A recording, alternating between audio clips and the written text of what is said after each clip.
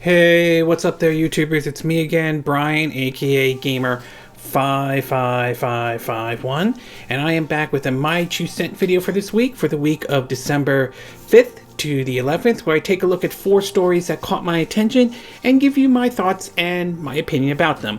Obviously, for this one, we're going to be taking a look at the Game Awards 2021 and what was announced and what games won, though. We're also going to be looking at a lawsuit that both Nintendo won against an individual, but also lost in Europe, to be exact, though. We're also looking at another Activision Blizzard controversy, this time involving Raven Software, and it pushed to the possibility of unionization, though, and a major controversy with one of the senior VPs at Sony has recently been fired over what is apparently a very disturbing allegations, assuming this is 100% true and all. And if you're curious where I got the source of this of some of these stories, though, or where I got my information from, links will be in the description of this video, assuming you're watching this on YouTube and all. But before we get started, we'll do what I like to call the quick My 2 cent. Stories that kind of caught my attention, but I'm not going to go into a huge amount of details into them. The first one we're going to be talking about is that it appears that Galgun Double Peace will be coming to the Nintendo Switch and will be out next year. For those who are not familiar with that game, that is a sequel to the first Galgun that was released back during the Xbox 360 era in Japan. Recently got ported over to the Nintendo Switch and Steam, though. And basically it was released, I think, in 2016 on the PS4 and Vita. Now it's going to be coming to the Nintendo Switch. Yes, it's a fan service on-rail shooter. It's not going to appeal for everyone, but certainly there is a audience for that type of game and all. We also learned that Serious Sam 4 is now available on consoles, though. It's also available for those who have Game Pass. It's going to be on there, though. For what I understand, there is no Xbox One version, though. And secondly, though, for what I understand, there is no word if this will be coming to the Nintendo Switch or not. At this time, though, it's possible that it would be very difficult to port the game over, or it's fact that maybe they didn't have time to port it over. But either way, there's no Switch version. But Serious Sam Collection is on the Nintendo Switch, though. I do remember playing this on Stadia. Good game, especially if you're a fan of classic old school FPS shooters, though. So it's worth checking out, especially if you have Game Pass and all. We also learned that Paper Mario, the original Paper Mario on the N64, has now made its way over to the Switch library. The N64 library on the Nintendo Switch, and basically we know next month the first Banjo-Kazooie game will be making its way over. So certainly nice that they're adding more games, though. Still, not everybody is a fan of the Nintendo's expansion pass for their Switch Online, though. We also learned that apparently in Japan there is a push to basically say no to the legalization of marijuana, and they're using characters from the Great Ace Attorney to kind of promote that message. Now, that's their call, but if you're asking my honest opinion in regards to marijuana, and again, I'm speaking for myself and myself alone, though, I do believe that marijuana should be legalized. I do believe it should be decriminalized to a certain extent, but I also believe it should be taxed and regulated, though. So ultimately, I kind of have to disagree with this ad campaign in terms of marijuana, though. But again, like I said, that's my take on the situation regarding marijuana. That's my position on that one, though. We also learned that apparently those who purchased the physical version of Halo Infinite, that the full game is not on the disc and that requires you to download it, though.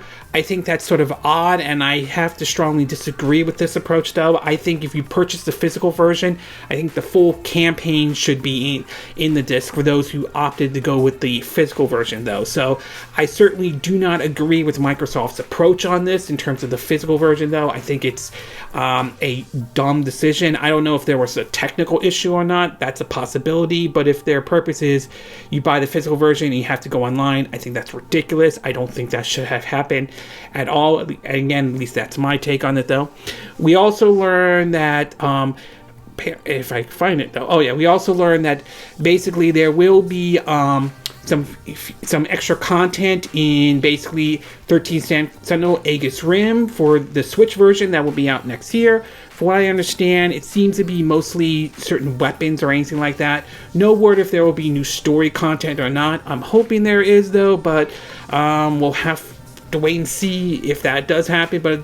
But for now, there looks like there are some new content that will be making its way to 13 Sentinel Aegis Rim, if I'm saying the name correctly, on the Nintendo Switch.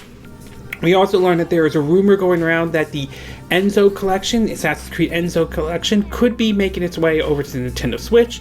It wouldn't surprise me if that's true. We did get Black Flag. We did get Assassin's Creed 3. So it wouldn't surprise me if the Enzo collection does come to the Nintendo Switch. If that does happen, the question is, how will this port be handled? Will this be all 3 games into one cartridge, or is this going to be one of the games will be in the cartridge and you have to download the rest, or is this going to be one of those empty boxes with a paper though, which if that's the case, you might as well just buy it off the eShop if that's the approach they're going to take. But nothing's been confirmed, so we'll have to wait and see. We also learned that Hideki Kamiya would like to make more 2D games from Platinum, to be exact, since they're working on the Soul Cresta games though. I mean, personally, I wouldn't mind seeing more a 2D game from basically Platinum. That would certainly be nice. Maybe in a style similar to that of Beautiful Joe and all, but we'll have to wait and see if that ever emerges though. I think some of it will be based on what the how the Soul Cresta game does for them though. We also learned that basically Halo Infinite originally had an idea for an open world in terms of a style like of Zelda, sort of similar to Breath of the Wild, but they kind of cut it down and all, which I will admit is a little bit unfortunate. It's possible that they weren't know for sure if the open world for Halo Infinite will click with people or not. Obviously, based on the response we're hearing so far, it seems to be clicking with a lot of people. Maybe we'll see like some DLCs for the campaign that expands upon the open world a bit. Maybe they'll expand upon it in like a sequel and really take it into sort of like a somewhat of a Breath of the Wild approach. If they do a sequel to Halo Infinite, I think that there's a good chance it will, but time will ultimately tell. But it is a little unfortunate we didn't get to see the Zelda-like approach, though. That would have been interesting if they did that with Halo Infinite.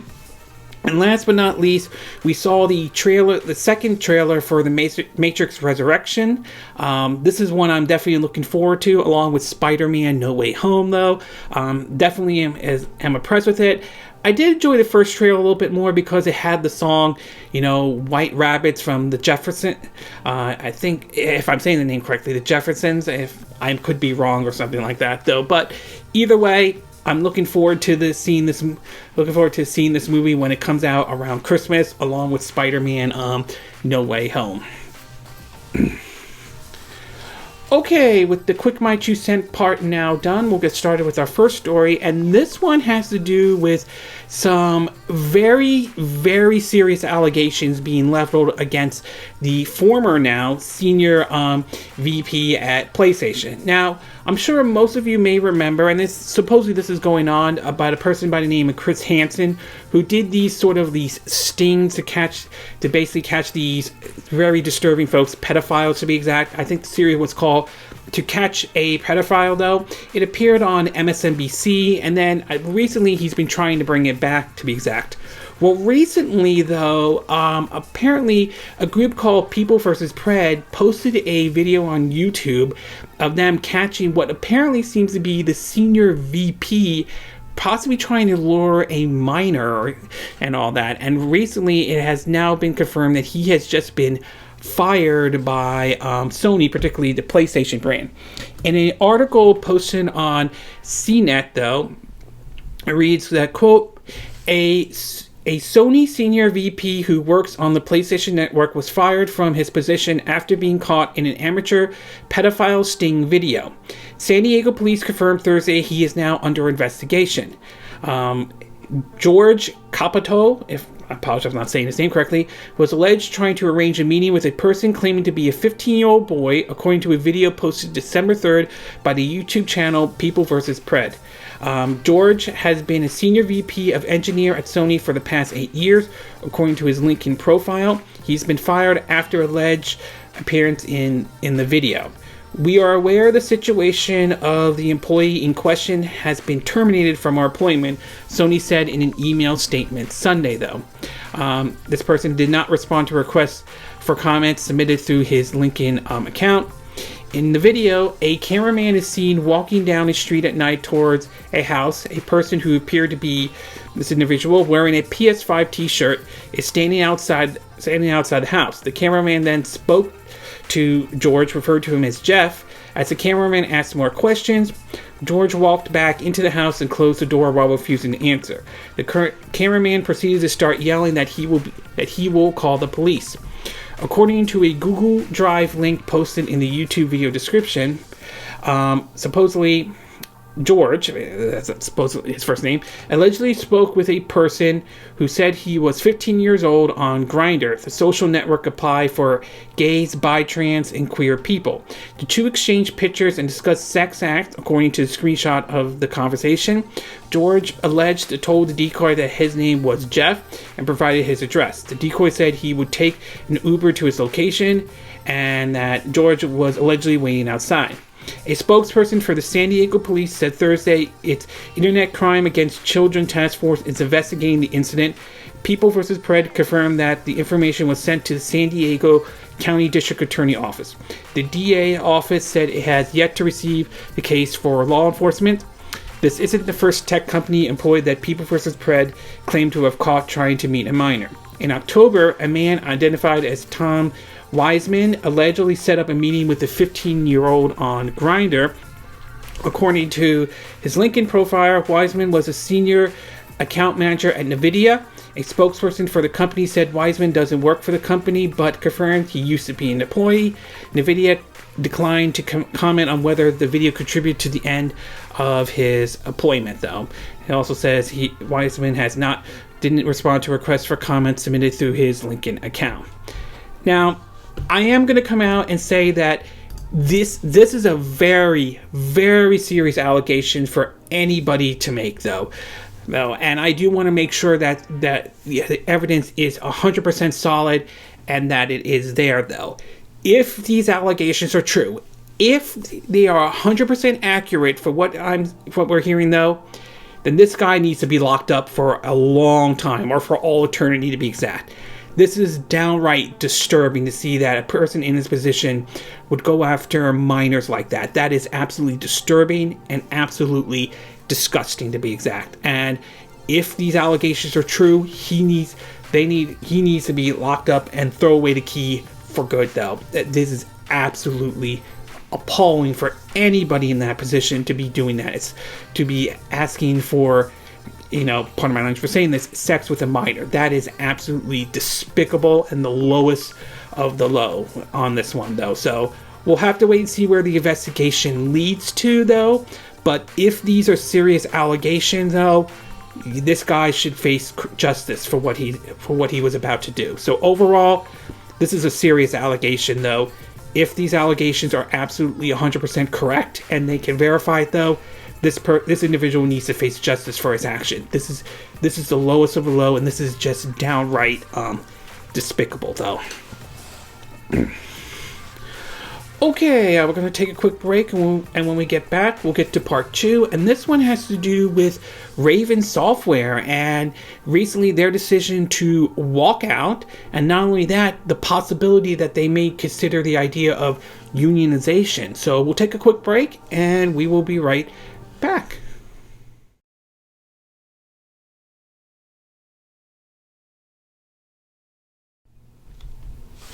Okay, and we are back with part 2 of our My 2 Cent video, and for this one, I want to take a look at the situation surrounding Raven Software, which is owned by Activision Blizzard. Now, 2021 has not been kind to Activision Blizzard for multiple reasons. Apparently, the company is facing allegations of its work culture in terms of basically how some people are being treated, particularly women over there, to allegations of multiple sexual harassment allegations. So excuse me, to even Bobby Kotick's facing several allegations that he had to deal with, though. Not only that, though, the company has also been known for controversy, especially when it came to one situation where, because they didn't make all the money in the world, they laid off several employees at Activision Blizzard, while meanwhile their CEOs give themselves a nice big fat paycheck, though. This has been somewhat of an issue that the industry as a whole has been facing, though. In fact, with the whole sexual harassment allegation, though, it got to the point that even Sony, Microsoft, and yes, even Nintendo had to chime in on this. Whether you think it's a PR stunt or not for their response, though, that's a whole nother issue. Well, recently, Raven Software, one of the studios from those who handled the Call of Duty Warzone, I remember them for making the games X-Men Legends and X-Men Legends 2, though. Apparently, there are several layoffs that some employees weren't notified about. To now, recently, there is reports that we could possibly see the employees may be pushing towards unionization and all. In an article posted on VentureBeat, it reads that, quote, several employees at Raven Software, one of the developing teams under Activision Blizzard, are walking out in protest layoff at the company. Several members of the QA team were laid off last week, and other employees are asking that they be reinstated, saying Activision Blizzard had promised them better pay in the future. The Washington Post reported on the layoffs last Friday, saying that management laid off or planned to lay off up to a third of Raven's quality assurance team. Association Community Manager Austin O'Brien shed some more light on it in a tweet change, saying that Activision promised the QA team better pay following an upcoming pay restructure, only for some to be let go instead. Some have already been relocated to Madison, Wisconsin. At the time of this writing, some workers still do not know whether they are being kept on or being let go. Raven Software is the major development team behind Call of Duty Warzone, one of Activision's stable game, and the game that's Call of Duty that they release every freaking years. The most recent release, Call of Duty Vanguard, is due to cross over with Warzone shortly. According to a letter written by the protesting workers to management, Warzone generated $5.2 million a day. Alex DuPont, a member of the QA team, told Bloomberg that the other members who were let go were not given a clear reason for it. Activision Blizzard initially responded to the news of the layoff with a statement that implies that these workers were the unfortunate few whose contracts were not upgraded to full-time positions, but the 500 contractors workers will be upgraded eventually, though. Meanwhile, according to an article on Nintendo Enthusiasts, it seems that there is a report coming out that Activision workers launched strike funds to begin signing union authorization cards. The article states, quote, Activision employees are also attempting to form a union. The APK Workers Alliance is partnering with Media Labor Union's Communication Workers of America to get signatures on union authorization cards. CWA Organized Director Tom Scott issued the following condemnment of the company's practice. Quote, Activision Blizzard just continues to show us all how not to effectively manage a business. And as a longtime Blizzard player, it breaks my heart, and as a trade unionist. It's pretty infuriating, but I think this latest controversy at Raven is, again, entirely self-inflicted on management part. The only path forward for this company is to meet the righteous demand laid out in the original Walkout and commit to higher labor standards, which center workers having a meaningful voice and at all companies matter.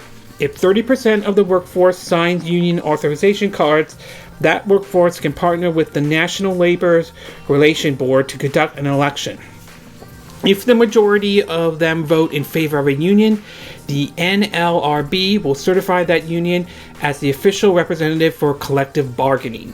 Now, this situation with Activision Blizzard just seems to get worse and worse for them, though. And the fact that some of these employees were promised something, and then Activision does this, it just adds more to the black eye to Activision Blizzard's reputation. Not to mention the fact that they're being investigated by the Treasury Department. That's really, really bad. As far as the unionization part goes, again, joining a union, though, has its ups and downs, so they have to weigh in very carefully, though. Given the current situation Activision Blizzard is in right now, given the leadership and how they have handled the situation, and some of Bobby Kotick's tactics and past history, I say that personally, and again, I'm speaking for myself and myself alone, I think they should unionize, though. I think that we cannot continue to treat workers at the lower level, pay them either below minimum wage or to the point where you promise something and then lay off so you could then put more money in your pockets, though. I think unionization is long overdue for the industry itself. I do hope that this does pass. We'll have to wait and see. And that this serves as a wake-up call for the video game industry that this kind of practice cannot continue. There needs to be serious changes, though, okay? Look, I enjoy video games as much as the next person, though, but the people who make the games, they're human beings as well. They have friends, family, and, you know, every now and then they need time off from work too, okay? And they should receive very adequate pay, though. I mean, they should be able to make sure their job is secure and earn a living for once, earn a living and all that stuff. And to see management and how they treat their employees like this is truly unacceptable, at least in my view. So overall, though, I stand with the employees at Ravensoft who are walking out on this, and I think it just adds more to Activision Blizzard's controversy. And while ultimately, at the end of the day, the employees have to decide whether they want to unionize or not. And like I said, unions have their ups and downs. I do hope they do unionize, though, at least from my view, though, because I think it's time to send a very strong message to the video game industry as a whole, as much as I enjoy video games at all. Okay, we're going to take a quick break, and when we get back, we'll get to part 3, and this one has to do with Nintendo and a lawsuit. One that they won, and one that, so for now, they have lost. So we'll take a quick break, and we will be right back.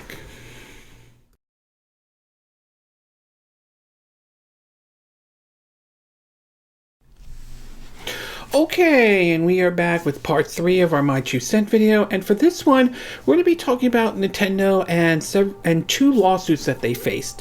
One that they won, and one that, for now, they lost, particularly in Europe. Now, I've been a Nintendo fan for a long, long time. I've been a fan of Nintendo since the 80s. I still consider Super Mario Bros. 3 the greatest game of all time. I know some people will view that as me being a dead horse because I've mentioned that before, but I still stand behind that, though.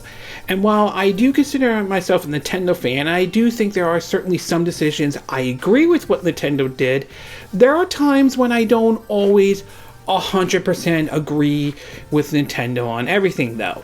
I've heard criticism about, Nintendo, along with Sony and Microsoft, not having a refund policy in terms of their eShop, though, which I would say that is a justifiable criticism. I do agree with that. And I do also understand Nintendo has a history of going after groups and individuals to protect their IPs, whether it's modding or emulations or anything like that. They have a history of being very aggressive. Some cases, I do have to side with Nintendo, like the whole situation when their games appeared on the rapper Soulja Boy's console, though, to situations where they were going after folks that were building these shells for the Joy-Cons in terms of raise money for awareness of suicidal prevention following the death of former YouTuber Erica, which I don't 100% agree with Nintendo's decision to go after them over this, though. So there are times I definitely agree with them on this, and sometimes I disagree with them. Well, recently Nintendo found themselves in 2 lawsuits that they dealt with. One that they won and one that they lost, though. In a article, if I could get that up, posted on Destructoid, It reads that, quote, German court rules Nintendo's pre-owned policy unfair. A German consumer group has won its legal battles with Nintendo over the latter pre-order policy as it pertains to digital storefronts, Nintendo eShop.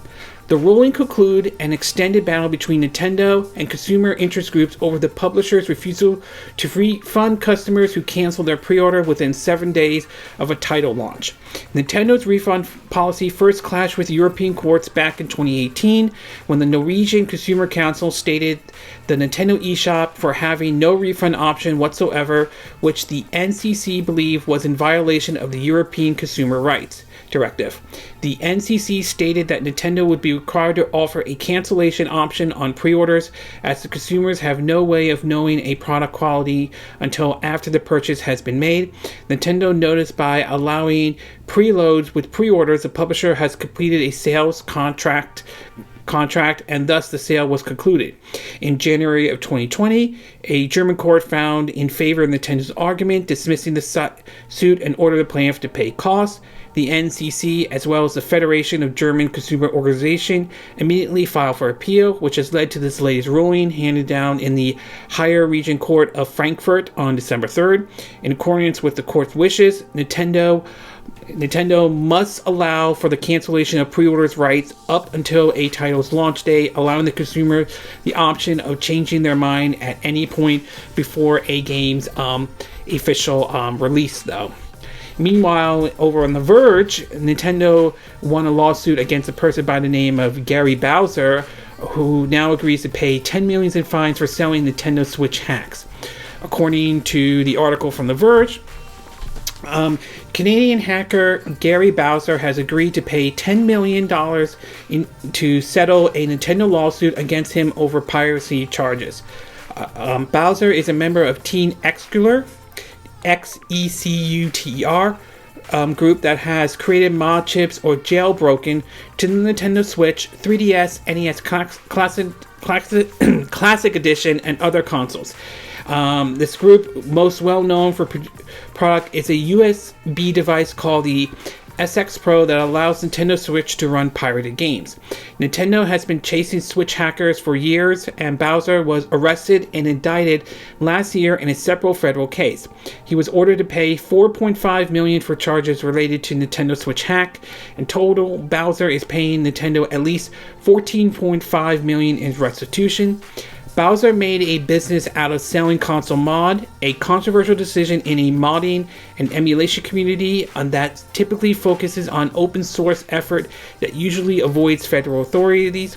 Nintendo has a history of aggressive pursuing unauthorized use of its intellectual properties, IPs, and the companies have regularly gone after ROM sites that host games files. So the fact that Nintendo went after this guy by the name of Gary Bowser, interesting last name, isn't really that shocking. Like I said before, Nintendo has a history of going after these groups to protect their IPs or go after individuals that infringe or damage their IPs, though. As I mentioned with the rapper Soulja Boy console situation, though, sometimes they are in the right, though, to be exact. But there are times they could be wrong. As for the lawsuit against a lawsuit that they faced in Germany, though, in terms of pre-orders or refunds, though, I do have to side with the consumer group on this one. As much as I like Nintendo, and I still do, I really think that Nintendo, along with Sony and Microsoft, really need to start adding a refund policy, though. I mean, we saw a refund policy from Sony, but that was with the whole Cyberpunk 2077 situation.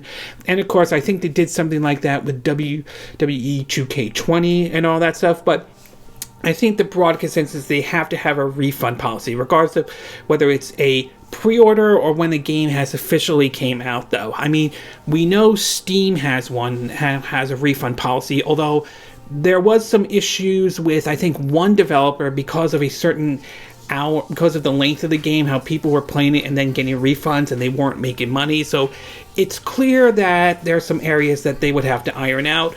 But the broad consensus is that I do agree that there needs to be a refund policy, though, because we've seen games that have been broken and defected that are still on, the digital storefronts, though. And I really think that consumers should have a right to know if they are purchased, that if they found out that their game is broken, defected, or unplayable, though, they should be entitled to a refund, though. And I think it's ridiculous that companies like Microsoft, Sony, and yes, even Nintendo themselves don't have one, though. So I do have to agree with the consumer group on this one, though. I really think that Nintendo needs to change some of their policies towards the Nintendo eShop. That, and I think that there needs to be some form of quality control in there, though. I understand they want to bring in as many developers as possible, and that's fine, but there needs to be some level of quality control on the Nintendo eShop. So overall, not surprised that Nintendo went after this hacking group. They have very much a history of protecting their IPs,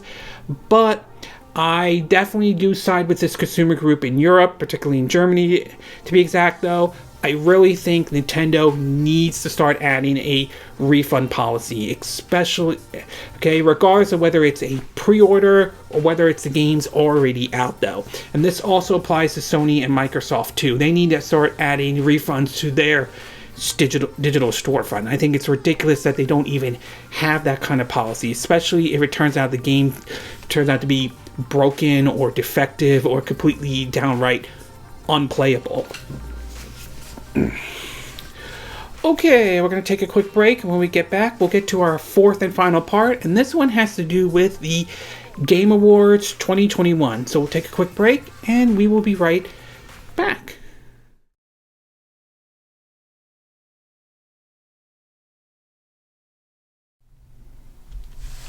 Okay, and we are back with our fourth and final part of our My 2 Cent video, and for this one, we're going to be taking a look at the Game Awards 2021. Now, as you know, it happened on Thursday and all.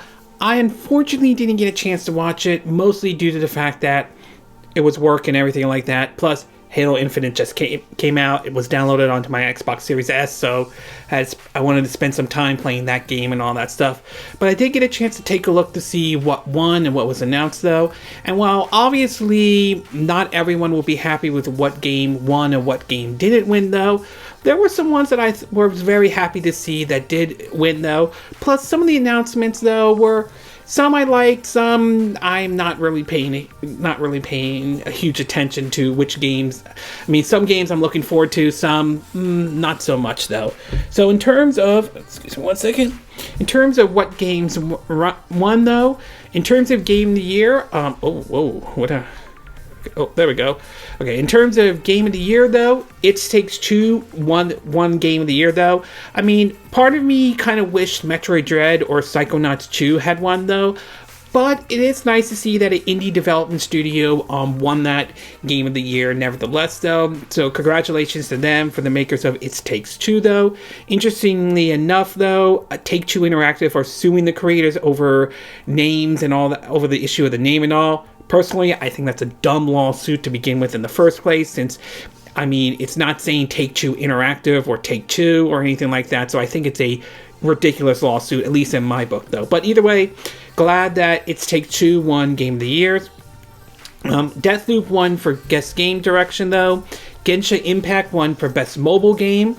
Kena Bridge of Spirit won for Best Independent Game. Kena Bridge of Spirit also won for Best Debut Indie Game, though.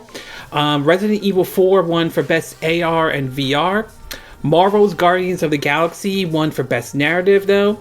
Returnal won for Best Action Game. Metroid Dread won for Best Action Adventure Game. Tales of Arise won for Best RPG. Guilty Gear Strive won for Best Fighting Game. It Takes-Two won for Best Family Game. Age of Empire, I believe it's 4. Again, I could be wrong on that one. Won for Best Sim and Strategy. Forza Horizon 5 won for Best Sports and Racing. Life is Strange True Color won for Best Game for Impact. Forza Horizon 5 won for Best Innovation in Accessibility. Deathloop won for Best Art Direction. Nier Replicant won for Best Score and Music. Nice, I really love the music in that game, though. Forza Horizon 5 won for Best Audio Design. Maggie Robertson won for Best Performance from the Resident Evil Village. It Takes-Two won for Best Multiplayer. Oh, okay, there we go. Oops, there we go. Final Fantasy, I believe Final Fantasy 14, but I could be wrong, for Best Ongoing Game. Final Fantasy, I believe 14, won for Best Community Support. Elden Ring won for Most Anticipated Game. League of Legends won for Best Esport Game. I have a hard time saying this best esport athletes though, so I mean, link will be in the description where I can get in this information though. CSO Go NAVI won for best esport team. KKOMA won for best esport coach. Worlds 2021 won for best esport event, and Content Creator of the Year went to name by Dream. So some games I wish won or anything like that, but I am happy to see Metroid Dread win Best Action Adventure. And I am happy to see that Tales of Arise win Best RPG. Those are two good games, though. Definitely glad that they won, though. A little disappointed to see Psychonauts didn't really win anything, because I really wish that they did win some awards, though. But it's nice that they got nominated nevertheless, though. Hopefully it does. Hopefully that brings more awareness to those who missed out on it and want to try that game out. And who knows, maybe this could open the door to a Psychonauts 3 or maybe a Brutal Legend 2. I believe that game should happen next Double Fine, though. Anyway, in regards of announcements, though, there were a couple that I read that kind of caught my attention, though. Some of the announcements that they had was, some of them they had was the exploring the Matrix in the Unreal Engine, though. Yet to see that, though, but it basically obviously is building hype for the Matrix Resurrection, though, so who knows, maybe we'll get an actual Matrix game running in Unreal Engine 5, though. We learned that Alan Wake 2 is happening, though. We learned that the creators of Silent Hill are working on a game called Slitherhead, though. They showed off more information, showed off more of Elden Rings, though. We did see some gameplay of Suicide Squad, though, Kill the Justice League. Judging by what I've seen so far, it looks nice, though. I still have to see how this game's going to play, especially in single player, though. There has been some talks about the issue with the whether or not this will be a live service or not. I'm a little iffy about that, though. I'm a little iffy because I'm a little concerned about that, but on the other hand, it is from Rocksteady that did the excellent Arkham series, so we'll have to wait and see about that. They also announced the Wonder Woman game that's being developed by Monolith, the same ones that did Middle-earth Shadow of Mordor, so that certainly is nice, though. We learned that the remake of Final Fantasy VII is coming to PC, though. So that certainly is nice, though. The port will be out on December 16th. And no word on a Xbox version or Xbox Series S and X, but given that it's coming to PC, I would say there's a good chance we could see this make this way over to the Xbox Series S and X, though. Again, don't know if that will happen, and if it does happen, unclear whether or not it will be on Game Pass or not, though. We know that the Quantum Dream team is making a Star Wars game and all. It's going to be interesting to see how this one is going to be, since it's done by the same studio that did Detroit Becomes Human, though. They showed off a small trailer for the live-action Halo series. Judging from what I've seen so far, it looks promising, though. We'll have to wait and see how the TV series is going to play out on Paramount Plus, though. I'm hoping it's good, though, but time will ultimately tell. They revealed that Among Us is coming to VR, though. We saw the trailer for Sonic the Hedgehog 2.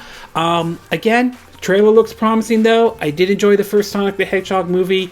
This one could be good, but at the same time, it could be bad. So we'll have to wait and see. I'm hoping this one is as good as the first one was, or even better, though. So we'll have to wait and see about that, though.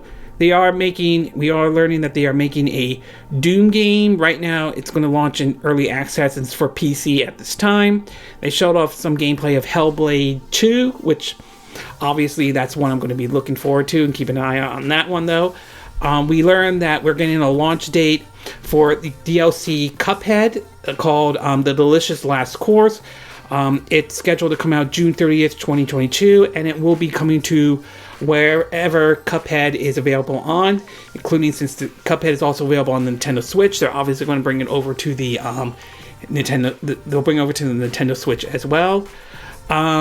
We also learned that PUBG is now free to play. The former developers of Telltales are working on a Star Trek game that takes place at not long after the event of the Next Generation, though. Meanwhile, Telltales is making a game based on the Expansive. So there's that. We saw a release date for Tonic, which will be available on February 11th on... Oh, no, oops, sorry. I mean, it will be come out March 16th for Xbox and PC, though. And judging by what they showed so far, it looks kind of interesting. They said it's sort of a Zelda-like game, so that's one I will be keeping an eye out for. So, to me, some of the announcements weren't that bad, though. There were some interesting ones. I think the Suicide Squad is the one that interests me. Looks interesting, the gameplay that they showed. Wonder Woman sounds interesting since it's coming from the same studio that did Middle-earth Shadow of Mordor, though.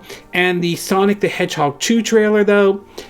Definitely, I do have some high hopes for that one, though. We'll have to wait and see, though. But given how the first one was well received, it's possible this one could be good.